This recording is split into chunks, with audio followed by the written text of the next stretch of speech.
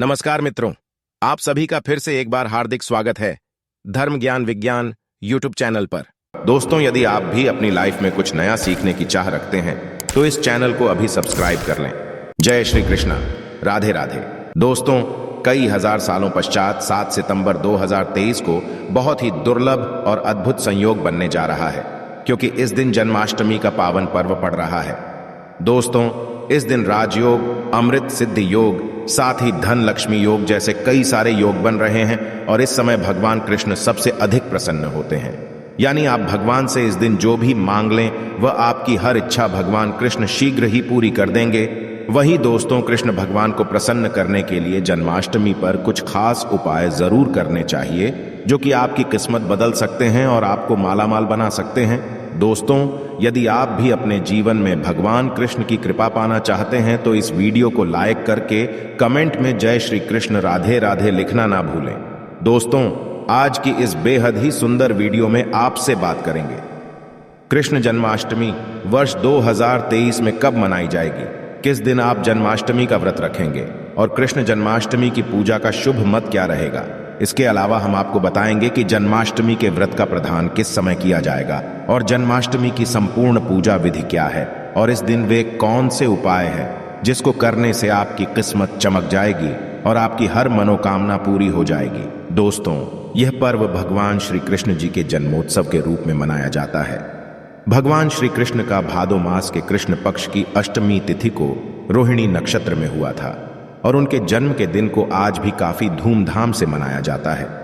दोस्तों, जन्माष्टमी के दिन भगवान कृष्ण की आरती रात यानी 12 बजे की जाती है और घंटे घड़ियाल बजाकर उनके जन्म की खुशियां बांटी जाती है। दोस्तों, जन्माष्टमी का पर्व मथुरा और वृंदावन में बहुत ही धूमधाम से मनाया जाता है।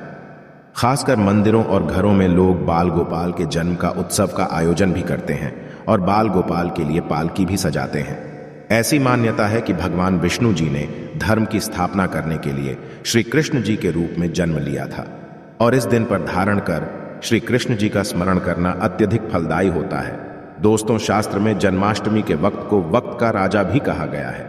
भविष्य पुराण में इसके संदर्भ में उल्लेख है कि जिस घर में यह व्रत किया जाता है वह अकाल मृत्यु, गर्भपात, दुर्भाग्य तथा कलह से पीड़ित नहीं होता है और जो भी इस व्रत को एक बार कर लेता है वह दुनिया के सभी सुखों को भोग कर विष्णु लोक में निवास करता है। दोस्तों, इस दिन लोग पूरा दिन भर उपवास रखते हैं। आपको बता दें कि जन्माष्टमी का व्रत अष्टमी तिथि से शुरू होता है और इस व्रत का पारण नवमी तिथि में ही करना चाहिए, तब इस वक्त का पूरा फल प्राप्त होता है। और जो लोग इस व्रत को रखें उन्हें सुन लें कि रात में हल्का व सात्विक भोजन करना चाहिए, साथ ही ब्रह्मचर्य का पालन करना चाहिए। दोस्तों, जन्माष्टमी के व्रत के दिन कुछ लोग निर्जला रहते हैं तो वहीं कुछ लोग फलाहार करके भी इस व्रत को पूरा कर सकते हैं। दोस्तों, जन्माष्टमी के दिन प्रातःकाल जल्दी उठकर स्नान आदि कर स्वच्छ वस्त्र धारण करें। इसके पश्चात पूर्व या उत्तर दिशा की ओर मुंह करके बैठ जाएं और अपने हाथ में थोड़ा सा जल पुष्प कर अक्षत ले लें और जन्माष्टमी के व्रत का संकल्प करें। इसके पश्चात भगवान कृष्ण जी की पूजा करें। आपको बता दें कि भगवान श्री कृष्ण जी की पूजा निश्चित काल यानी आधी रात में करने की परंपरा रही है और के घरों में रात 12 बजे भगवान कृष्ण जी का जन्म भी किया जाता है। तो जो लोग कृष्ण जी का जन्म रात में करते हैं वे नाल छेदन भी करते हैं, तो उनके लिए बता देते हैं कि 12 बजने से कुछ घंटे पहले ही एक पत्ते वाला खीरा लें और को थोड़ा सा काट कर उसमें लड्डू गोपाल को बिठा दें। फिर जब 12 बजे तो भगवान को उस खीरे से बाहर निकालकर एक सिक्के की मदद से खीरे को काट दें। इसे नापच्छेदन कहा जाता है। इसके पश्चात उन्हें सबसे पहले शुद्ध जल से स्नान कराएं, फिर उन्हें पंचामृत दूध, दही, घी, शहद और शक्कर से स्नान कराएं। तत्पश्चात गंगा जल से स्नान कराएं। इसके पश्चात शुद्ध जल से स्नान कराने के पश्चात उन्हें साफ कपड़े से पोंछकर उन्हें नए सुंदर चमकीले वस्त्र धारण कराएं और उनका श्रृंगार करें। इसके पश्चात उन्हें झूले या सिंहासन में विराजमान करें। ध्यान रहे इस दौरान आप कृष्ण नाम का जाप करते रहे या राधे राधे बोलते रहे या श्री कृष्ण जी के किसी भी मंत्र का जाप करते रहे। दोस्तों, अब आप लड्डू गोपाल की विधिवत पूजा करें। उन्हें चंदन का तिलक लगाए फूल माला अर्पित करें और उन्हें भोग लगाए। भोग में आप माखन, मिश्री, पंचामृत, नारियल से बनी मिठाई या धनिये की पंजीरी का भोग लगाएं। ध्यान रहे उसमें तुलसी का पत्ता जरूर डालें। इसके पश्चात धूप दीप जलाकर भगवान श्री कृष्ण जी की आरती जरूर करें और लड्डू गोपाल को इस दिन झूला जरूर झुलाएं। दोस्तों, जन्माष्टमी की रात को लोग रात्रि जागरण करके भजन कीर्तन शो आदि भी करते हैं। इससे आपको शुभ फल की प्राप्ति होती है। आपको बता दें, कुछ लोग रात्रि की पूजा के पश्चात ही अपने व्रत का पारण करते हैं और कुछ लोग अगले दिन सूर्योदय के पश्चात ध्यान रहे कि आप प्रसाद खाकर ही अपने व्रत का पारण करें। तो दोस्तों, चलिए अब जानते हैं कि वर्ष 2023 में जन्माष्टमी का पर्व को कब मनाया जाएगा। तो आपको बता दें कि जन्माष्टमी कृष्ण पक्ष की अष्टमी तिथि इस बार 6 सितंबर को पड़ रही है। ये कृष्ण जी का 5250वां जन्मदिन होगा। ऐसे में यह 6 सितंबर को दोपहर 3:37 से शुरू होगा और 7 सितंबर को शाम 4:14 तक रहेगा। दोस्तों, इस दिन सुबह 9:20 से रोहिणी नक्षत्र शुरू होगा। ऐसे में ग्रस्त सितंबर और वैष्णव संप्रदाय के लोग 7 सितंबर को इस त्योहार को मनाएंगे। दोस्तों, जन्माष्टमी के लिए इस बार शुभ मुहूर्त 40 मिनट का है, जो कि 12:02 से 12:48 तक रहेगा। ऐसे में इस दिन रोहिणी नक्षत्र का संयोग भी बन रहा है। ऐसे में इस दुर्लभ संयोग में जन्माष्टमी की पूजा करने से 3 जन्मों के से मुक्ति मिलती है। यदि किसी की आत्मा प्रेत योनि में भटक रही है तो उनके नाम से की गई पूजा उनकी आत्मा को मुक्ति प्रदान कराती है। दोस्तों, इस दिन का व्रत संतान का सुख देने वाला होता है। ऐसे में इस बार जन्माष्टमी का व्रत करना ना भूले। साथ ही जो इस व्रत को शुरू करना चाहते हैं, इस बार उनके लिए सबसे अच्छा मौका है भगवान श्री कृष्ण की कृपा पाने के लिए। ऐसे में फिर आप भी इस व्रत को शुरू कर सकते।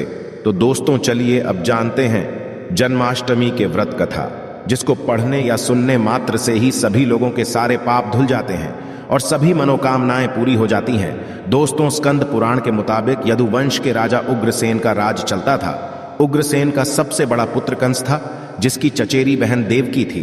कंस अपने ही पिता को जेल में डालकर स्वयं राजा बनकर राज करने लगा।